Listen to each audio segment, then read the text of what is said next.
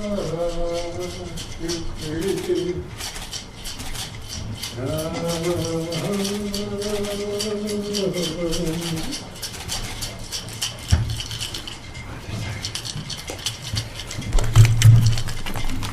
just raise it right there. That'd be great. Thank you. Beautiful. Very nice. It's the nicest podium I've had.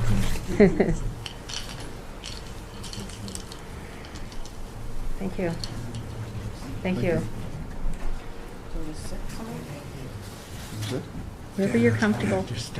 You can, if you're good to stand, it'd be lovely if you could stand with me, but whatever you're comfortable with. Yeah. Good. So I think we're ready to begin. We ready to begin, Chris? So good afternoon, everyone.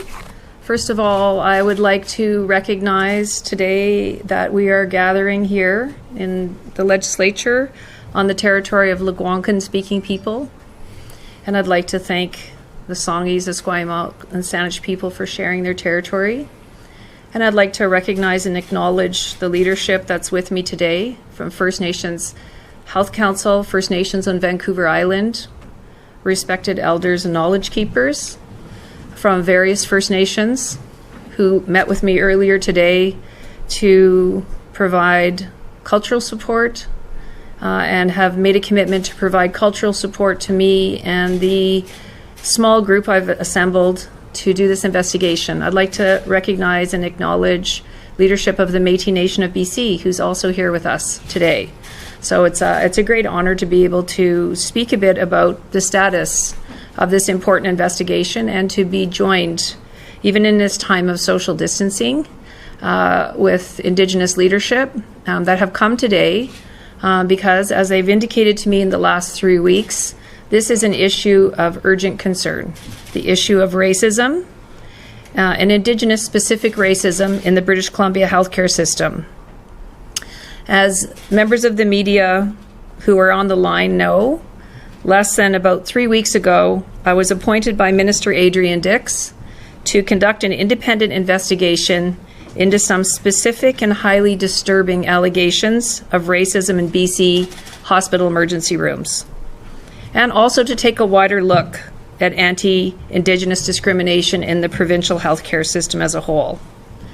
Since then, I've assembled a small team, and we've been busy mapping out the investigation, and we've been working closely with representatives of First Nations Health Authority, Métis Nation and BC, communities, leaders, and individuals who have already reached out to me to talk about their concerns about how they or their loved ones were treated in the healthcare system in BC. I have to say today that this investigation is not trying to determine whether racism exists in BC's healthcare system. It does exist, just as it does in every aspect of Canadian society. What we want to gauge through this investigation and this process is the range and extent of that racism, both individual and systemic, and how it affects the quality of healthcare for Indigenous people in this province. What we want this investigation to accomplish, besides shedding a much-needed light on this issue, is to make some sound, informed recommendations that can address racism in the healthcare system and can improve the experiences of Indigenous people, First Nations and Métis, or Inuit people if they're in our province, who are accessing that system. The review will be conducted in stages. We are now into a focused investigation on the specific allegations around the game that was played in the emergency rooms, which has allegedly involved staff guessing the blood alcohol levels of Indigenous patients. These are obviously very serious allegations and an egregious example of racism that demeans and devalues Indigenous people and our health. Our investigation will get to the bottom of those troubling allegations.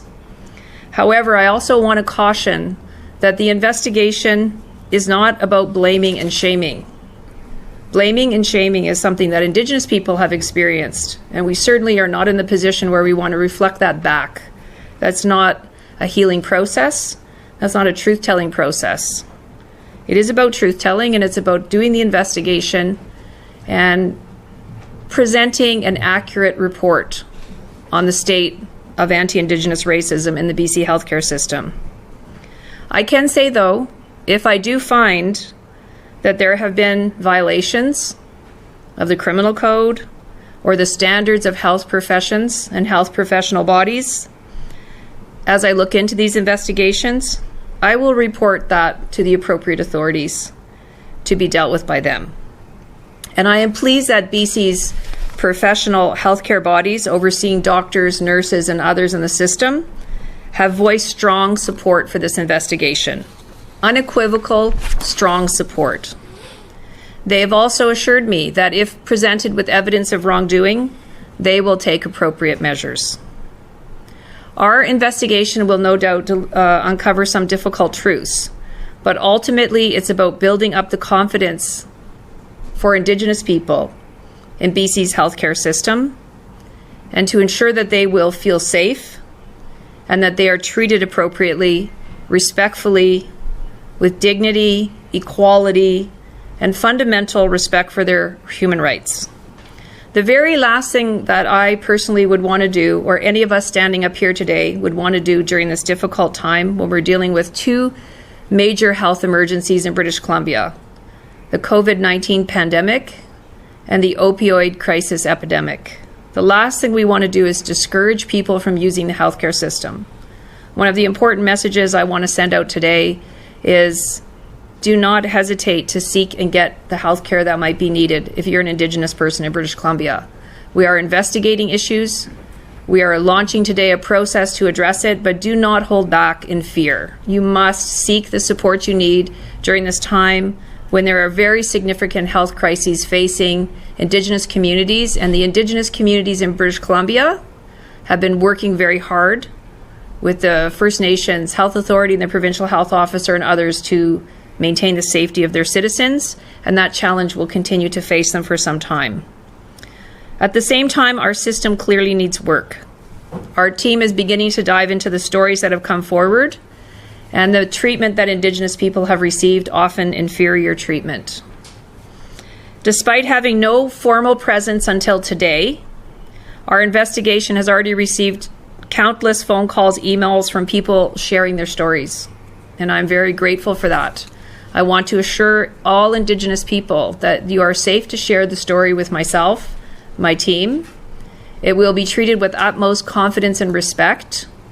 It is independent from government. There will be no retaliation or recrimination to anyone that does that. You will be supported. And in the same vein, anyone working in the healthcare system that needs to share their experience and story with what they may have been a bystander to or participated in, I encourage you to share that information. You will face no recrimination in your workplace for doing that. And you have my sincere pledge on that. That's a very strong stand, and the Minister of Health has also affirmed that. Today as well, we launch a website. We will launch a survey. One of the roles of this investigation is to look at anti-Indigenous racism. It is a monumental task. It isn't a new thing. We are today launching a survey, and we are encouraging Indigenous people to complete the survey. The survey is independent from government. The survey will look into whether or not Indigenous people have experienced racism, the nature of that experience, and so forth. Not everyone will want to tell their entire story, and I can understand and respect that. But I urge and encourage you to complete the survey. It's very important that your voice be heard. You do not have to give me your personal story, but by completing the survey, by supporting people in your family to complete the survey, by calling me or the number that you're going to see on the new website that's been launched, we will support you to complete the survey. But we need to know the full extent of this experience in British Columbia, and we need you to take this opportunity to speak up. We'll also be looking at the stories of individual racism and systemic racism, and we are looking at data in the healthcare system, speaking, as I said, with healthcare workers and leaders to get a better sense of what needs to change in that system to make it better, to make it safer, and make it more welcoming and respectful for Indigenous people, and for Indigenous people's ways of approaching health and well-being. Indigenous knowledge. And again, I'm honored to be here today with Indigenous knowledge keepers who have traditional Indigenous knowledge on health. May not always appear in the mainstream, but it's very significant. And they've told me today, and Indigenous people tell me every day, about how important Indigenous knowledge and values and approaches to health is in addressing trauma and the needs that Indigenous people have when they go for health care. Certainly, Indigenous people want individual and systemic racism in healthcare to be rooted out. They want our investigation to help change the system for the better. I have been assured by Minister Dix that his ministry and government will implement recommendations from this investigation. This means this is a significant opportunity for change. We want to seize this opportunity in the most respectful, inclusive, and supportive way. And we want to build unity and support between Métis and First Nations in British Columbia, which you'll see here today by the people who are standing with me, but also to make sure that all Indigenous people of all ages and stages of life are treated respectfully and are heard. So again, I urge all Indigenous people to share your experiences through the survey. We are launching a 1-800 number if you need to call and talk about a case. We will follow up with you on that. This is your chance to have your say. The pace of the investigation is an intense pace over the last few weeks, and we will be working hard in the next few months. I doubt I will be speaking again to the media during this period of intense work, but I am hoping to have at least a preliminary report on these matters and a preliminary view, a first stage report available in a matter of months. And that is something that the team is working on now with Dispatch. So I thank you for that. And again, I'd like to thank those who are standing with me, providing support, that kind of important cultural support, safety, so that there can be safety for Indigenous people to tell the story of what's happened to them. To me, I've been asked to do this not only by Minister Dix, but since Minister Dix called and asked me, First Nations leadership, Métis leadership have said, yes, we want you to do this. There's been 100% support, and I really do lift my hands up and thank you for that. And so we will do that, and we must not have any stone unturned on this issue. These are times when we must deal with racism in our society. We must respect rights of Indigenous people in all aspects of our society, and healthcare especially with the global pandemic and epidemic I spoke about earlier. So with that, I thank you, and I am happy to take questions from the media now. You're welcome to sit. Thank you. As a reminder to everyone on the phone, please press star 1 to enter the queue. You are limited to one question and one follow-up only. Please remember to take yourselves off mute. You will not be audible until I call your name. First question today is from Marcella Bernardo, News 1130.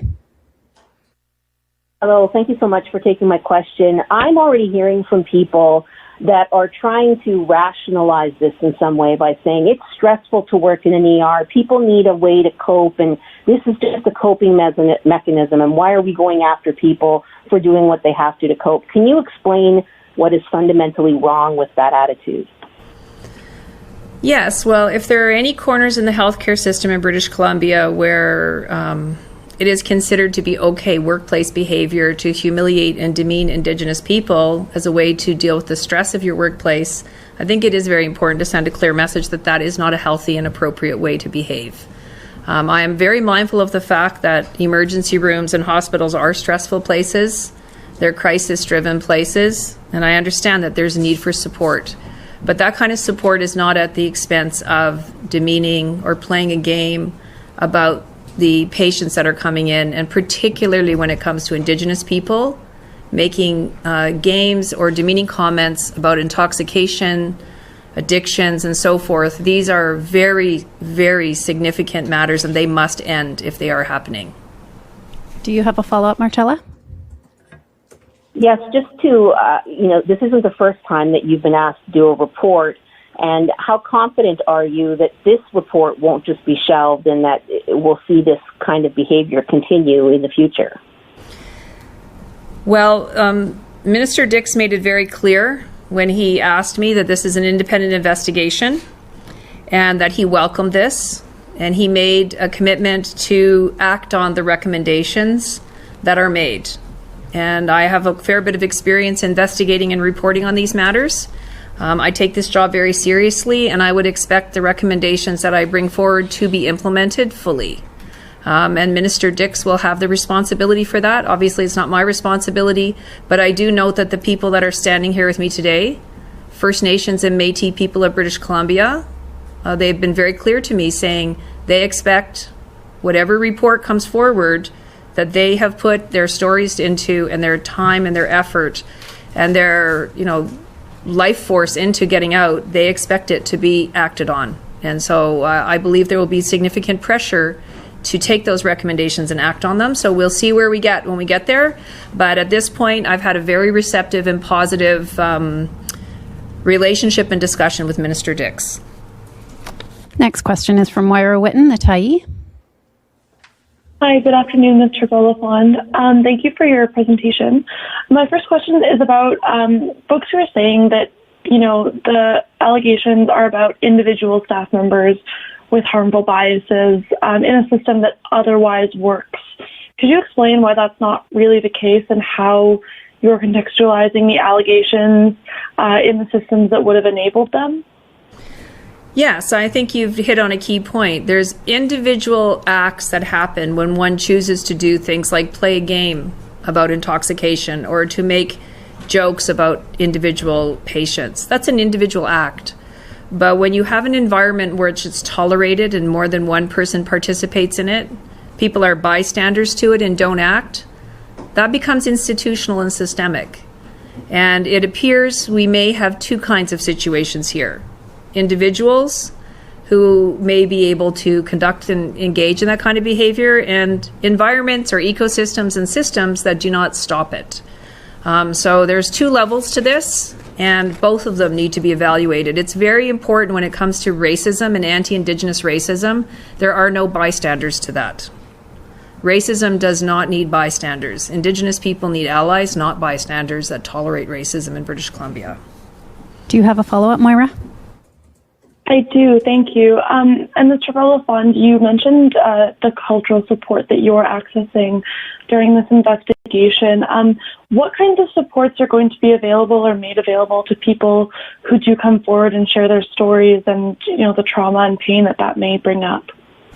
Yes, that's very important. Thank you for asking that question. I'm working now with First Nations Health Authority, and on the website there will be some links, and we will be ensuring that there are some connections with mental health supports for people who are coming forward. We want to ensure that that's available for Métis and First Nations. And the First Nations Health Authority has done that in the past very well. For instance, they've supported residential school survivors when they've had to come forward and tell their story or give their testimony in the past. They've had ongoing support. So I'll be working closely with First Nations Health Authority and the Ministry of Health in BC to make sure there are supports. This is a traumatic material already in talking to people, particularly when someone's lost a loved one and in a context where they felt so harmed. It's really important to get that support. So we'll do the best with my team to understand and respect the situation that people are in when they do call. This is very vulnerable. This is people sharing some of their most vulnerable stories. And that's something I certainly respect. And I will do my best to create those bridges for that service and support. And I'm glad I've got the support of the First Nations Health Authority on that. Next question is from Richard Zussman, Global News. Mary Ellen, through the first few weeks, have you gotten any closer to better understanding what happened in this emergency room? And have there been further allegations around those types of incidents that have been brought to your attention over the last few weeks? Yeah, it's fair to say there have been greater details brought to my attention, and I am in an active stage of investigating, so I really don't want to go into a lot of detail today, except to say that I am very glad that Minister Dix did have an investigation and did command this process, so this can be looked into. It's being actively examined, and I do have some very credible information, which I am pursuing, and I will report on fully. Do you have a follow-up, Richard? Well, yeah, thank you. When we originally spoke about this a few weeks ago, you were very clear, and you have been today, that this was about one allegation.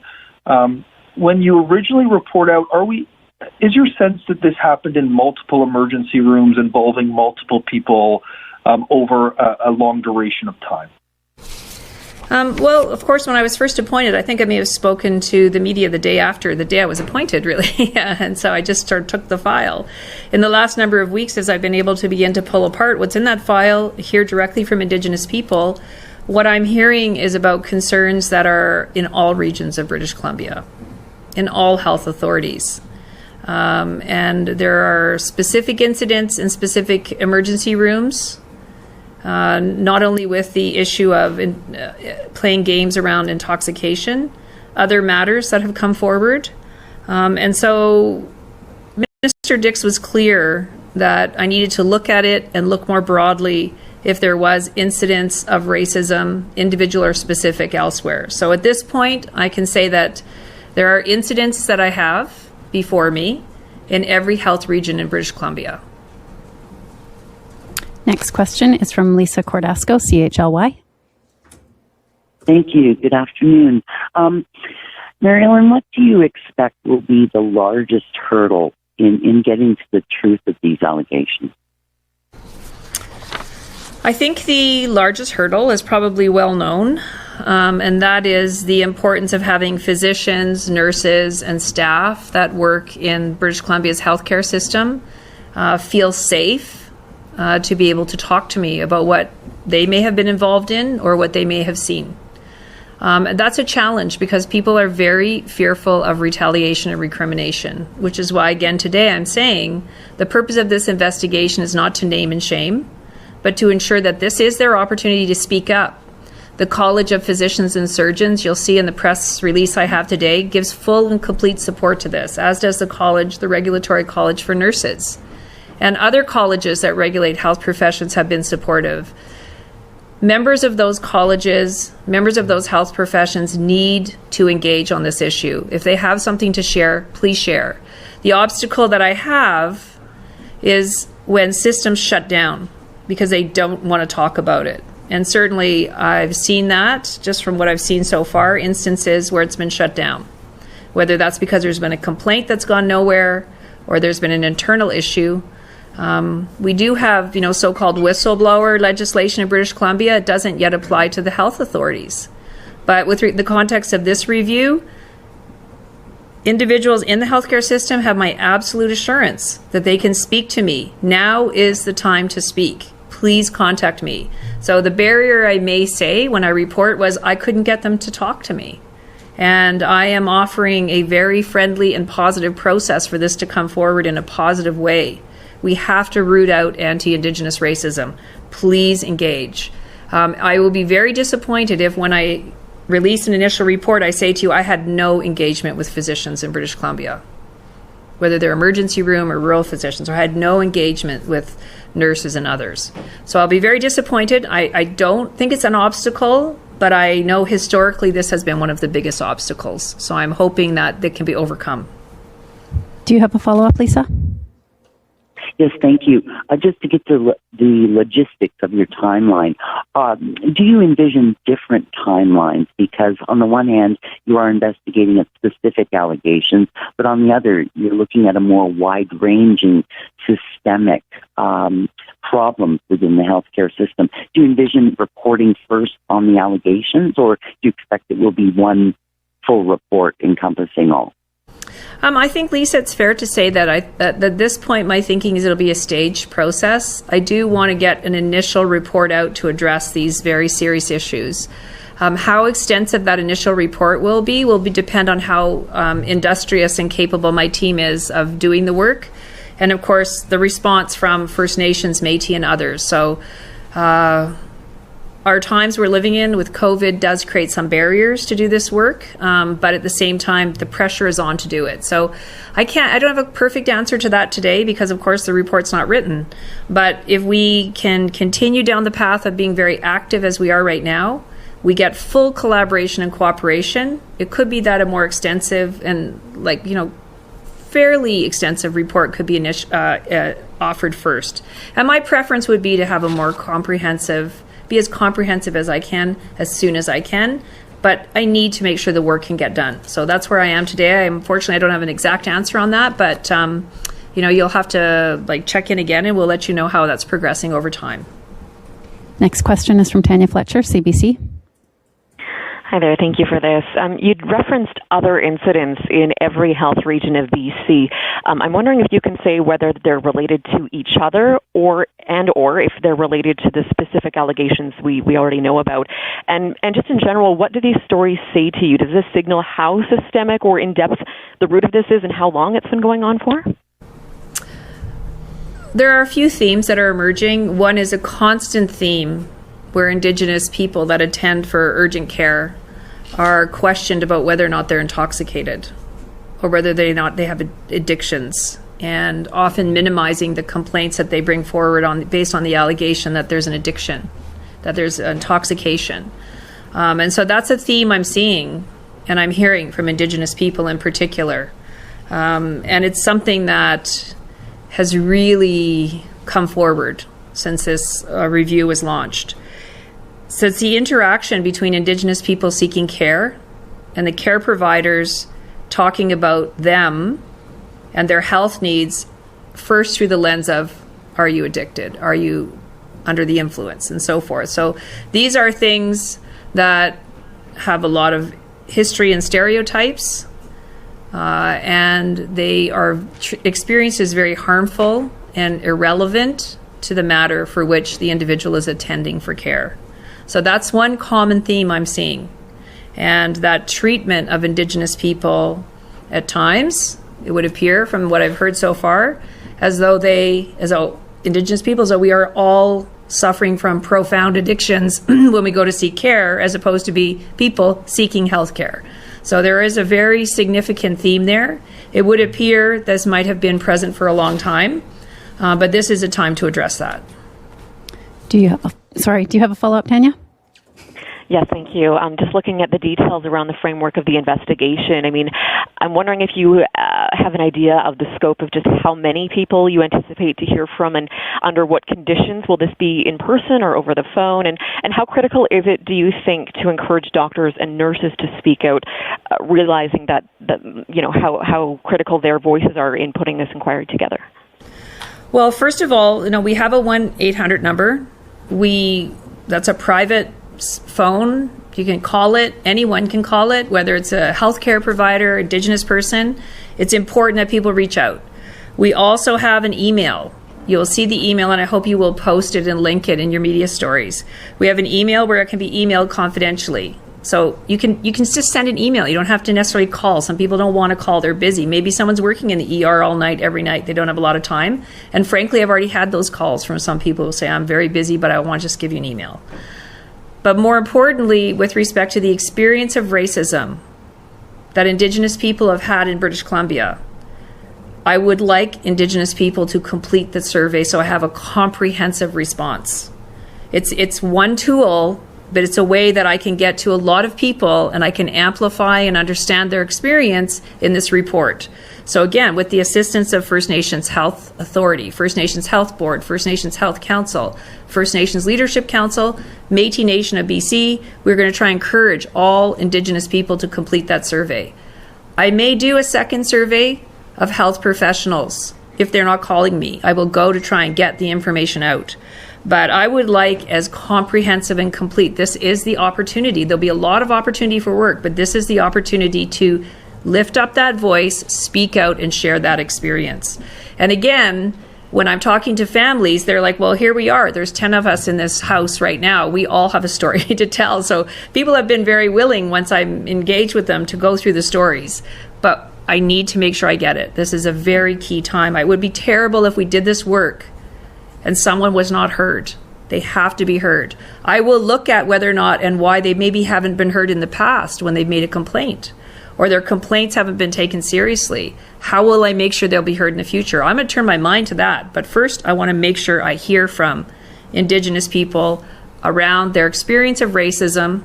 If they've experienced it, I want to know about it and I want to understand it, so I encourage them to complete that survey. Next question is from Tina House, APTN. Hi there. Yes, I'm just wondering what methods are being used to prove that these allegations are truthful, because otherwise it's just a case of he said, she said. Right. So the methods that are being used in the review and investigation is I've got full access to the material. I've had full sharing of data. I have investigators that are able to talk directly with people that are impacted. So I have the usual suite of tools that we use in investigations. And so far, I've had collaboration, and that's really important. Because when you talk about individual circumstances, if I have an allegation, a complaint of a very significant experience of anti-Indigenous racism, I need to confirm, yes, that person was in the hospital at that time, and so forth. Like I will conduct a normal investigation so that findings that I make are grounded in evidence.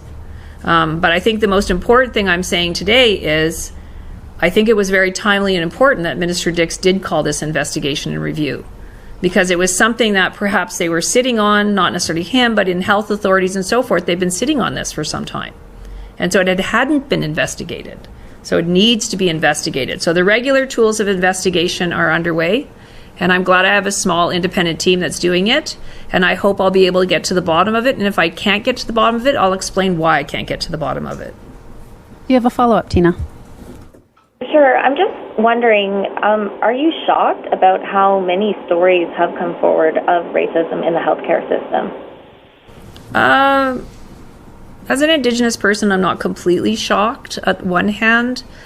At the same time, I certainly feel a lot of pain for the suffering that I've heard over the last number of weeks. The amount to which families have suffered in silence, the amount to which they have not been able to commandeer the attention of the system to listen to them when something has gone wrong. And the stories that I've heard are very difficult stories. And in some instances, they're stories where, someone's life has been lost. And it's a really painful time. So I'm not shocked necessarily, but I certainly feel that pain that I'm hearing. The fact that people have been suffering with this experience of racism, and they've been bringing it into First Nations or Métis circles for a long time, but it didn't come out into the system and get attention that it needed. So that I alternate between feeling extremely sad and hurt for the people who've been through that. And I sometimes also get upset because I think, why has this been sat on for so long? Why wasn't this addressed 3-5 years ago? So here we are today. We got to seize the moment. But I do certainly have a sense of this is overdue to be dealt with. And so the number of people have been just waiting to say, I have been waiting for someone to hear this story. And then when they tell it to me, I'm like, well, what did you do? And then they describe a very broken process to deal with a complaint.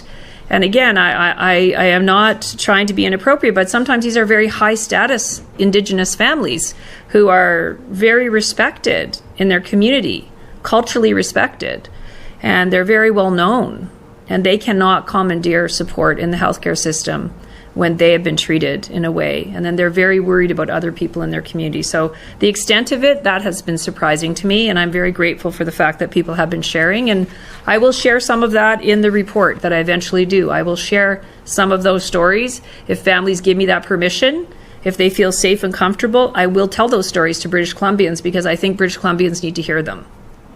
Next question is from John Woodward, CTV.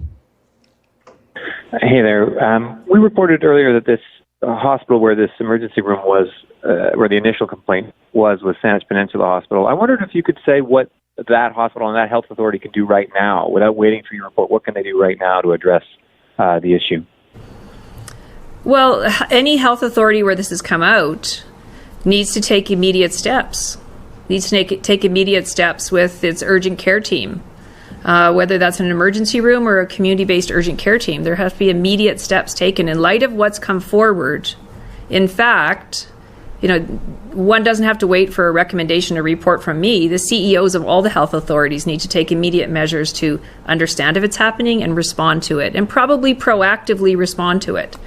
I believe some of them are doing that. And I will be asking them about that. What steps have you taken? Because they don't need to wait for me to report. This is something that they need to proactively address, and I will be assessing that and say, what have you been doing to address it? And I will be asking them as well, if this was known, what did you do about it? Why didn't things happen more quickly? And since this has become public and there's a review, what have you done? So those are issues that I will be turning my mind to, and I expect the CEOs of the health authorities, the Provincial Health Service Agency, the Health Ministry, and others to be working on it. And I have spoken with the Deputy Minister of Health, and I've talked to him about it, and I know he's actively engaged. So these are really significant points. We don't have to wait. There's things that can be done to address anti-Indigenous racism immediately. And I hope they're taking those measured steps, and I'm going to want to hear what they are. Do you have a follow-up, John? Sure. We have heard some reports of healthcare workers being asked to sign non-disclosure agreements after either complaining about this or, possibly being fired after a complaint. Again, I say possibly, but have you heard of anything like that in the reports that you've received so far? I have heard the fear that people have about coming forward, that they will face repercussions if they're healthcare professionals and they address it, that there are people in their workplace that maybe are more powerful than them and they will be consequenced. So I have heard that fear. That fear needs to be addressed. Again, in British Columbia, there's whistleblower legislation. It's not in effect yet for the health authorities. It's been delayed, and I believe the health authorities asked for it to be delayed, and I don't know if it's even planned, and the Ombudsman oversees this. I don't even know if it will be in place until 2022 or more, was what I've recently heard. We need to be able to provide protection to people coming forward, and that's why I'm saying that someone comes forward, they can come forward to me on a confidential basis, they can say whatever they need to say. There will be no recrimination. They need to come forward. And I will not be naming and shaming them in their workplace. I will be supporting them for coming forward. And it's important that people are not bystanders to racism. It's also important that I understand the experiences of Indigenous people that are in the healthcare system. We are going to interview the people in the system. We've started talking to them because they've said, we've tried to raise it as well as an Indigenous person in that system, and we haven't always been heard. So there's that angle. But absolutely important that people do not get shut down or consequenced for addressing racism in their workplace. It is a time where we have to bring it out. We're seeing it across society, and healthcare is one of our most vital and important sectors. It's a care system. In a system of care, there's no place for racism in that system of care. It has to be rooted out. Next question is from Catherine Garrett, MyPG Now.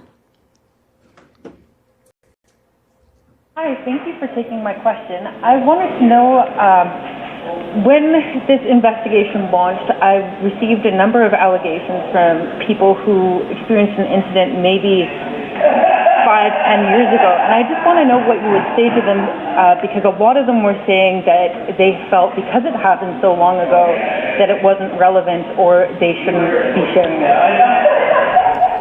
Right. Well, I think, first of all, because we have the survey has opened the door for them to share that experience no matter when it might have happened to them, right? So it's good to have that, right? We're focusing, these more recent incidents, but it's important to bring it forward.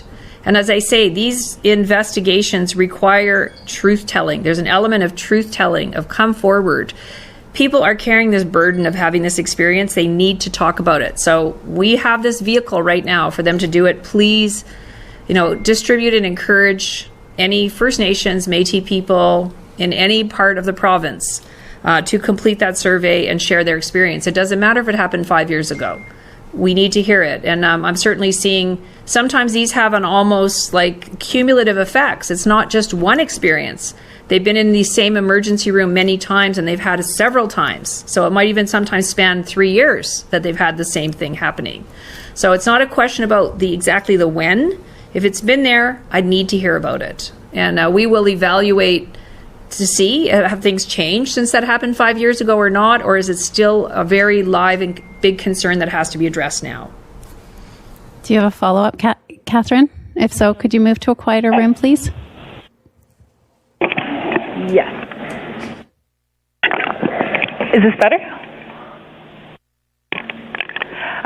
So my follow-up is I would like to know if you think that there's an extra level of, or an extra barrier for residential school survivors who might be coming forward with allegations from the healthcare system now.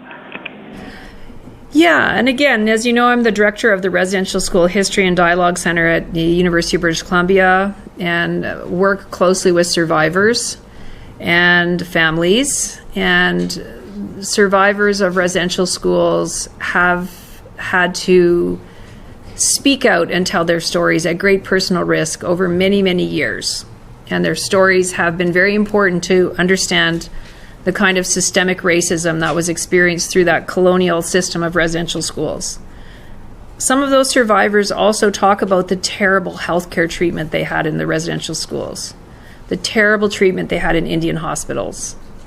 And these things are not unrelated. And I will speak in the report about why the history of mistreatment and colonialism in the healthcare system against Indigenous people, why it could be the current anti-Indigenous racism is connected to that. Because that was the law. You were allowed to send people to residential school. You were allowed to send people to the Indian hospital, where often there was substandard treatment.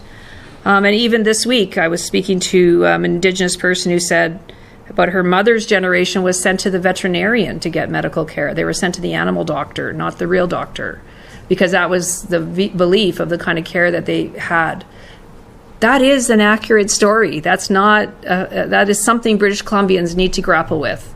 And in terms of understanding the history of the experience of racism by Indigenous people in British Columbia and in Canada, that is not irrelevant to what we're talking about here. So those survivors that have carried a huge load, they've talked about their experiences, they will receive particular support from me in this process. The treatment of elders in our society is a very significant point, especially as we deal with COVID-19.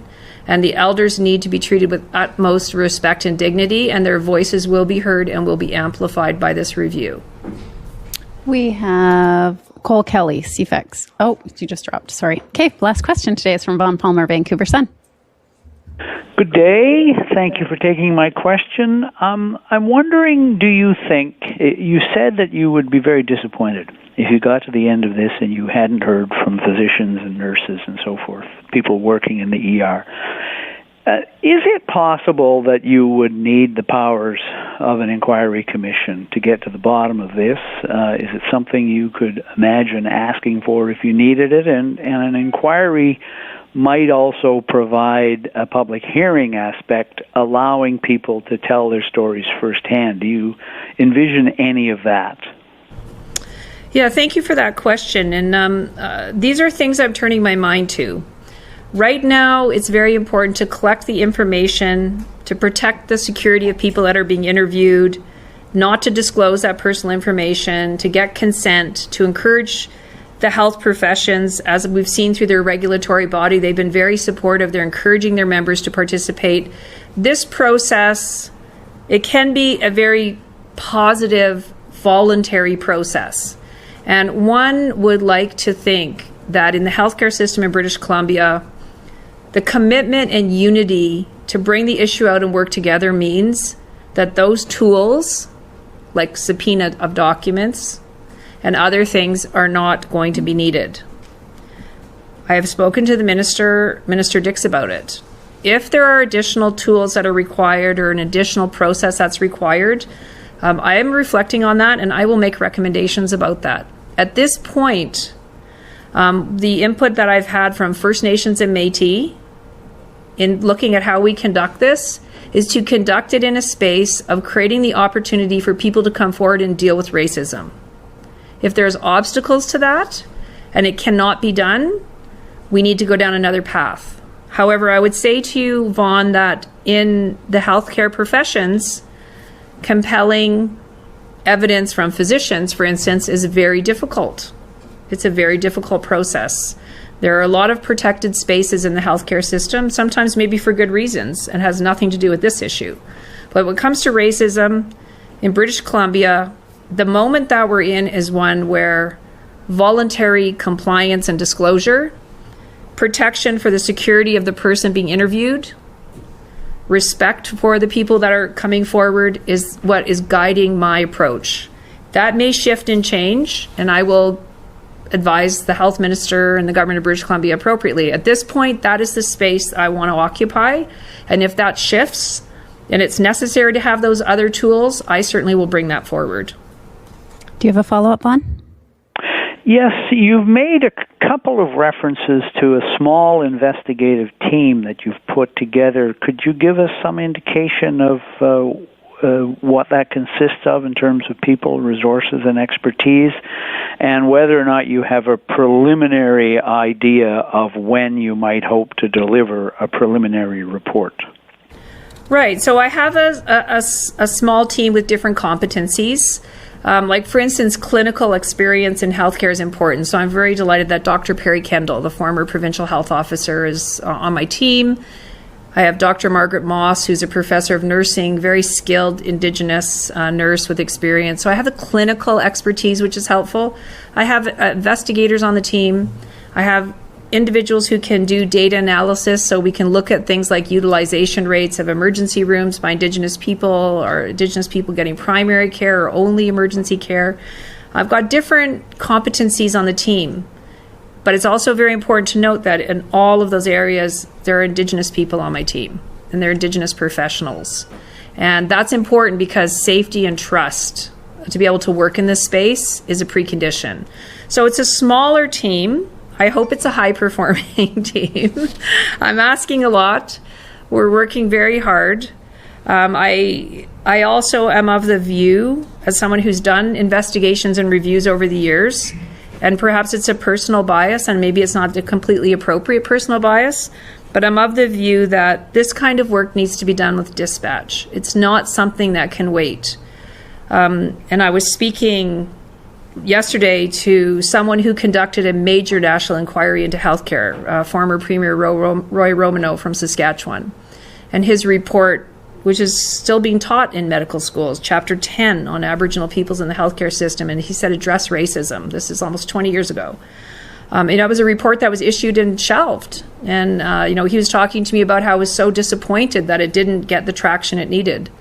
And I'm mindful of that. And I'm mindful of the fact that these long, dry processes that do not engage well with people directly and do not create this respectful space for change sometimes just don't work. And that might be a personal bias, but my view in British Columbia is I want everyone in this same canoe paddling together. I want healthcare professionals to feel like we want to support Indigenous people. If there's racism, we're going to root it out. Indigenous people are like, we want the healthcare professionals to be supported. And they've done a lot of work on cultural safety training to try and transform that. If there's more work to be done, we'll do it. So, I feel like that big, long, dry inquiry process, while it's valuable, we've had a lot of inquiries into issues that have impacted Indigenous people, and they've been valuable. But I've also found in my career sometimes a very focused, highly skilled team that can produce a report that can parlay into public policy, can produce more change. And that's my personal view. And if I'm wrong, well, people can call for something else. I'll give it my best work. And I certainly will identify tools that are needed if the tools I've got don't work. That's all the questions we have today. Thank you, everyone. Thank you very much, everyone. Have a nice afternoon.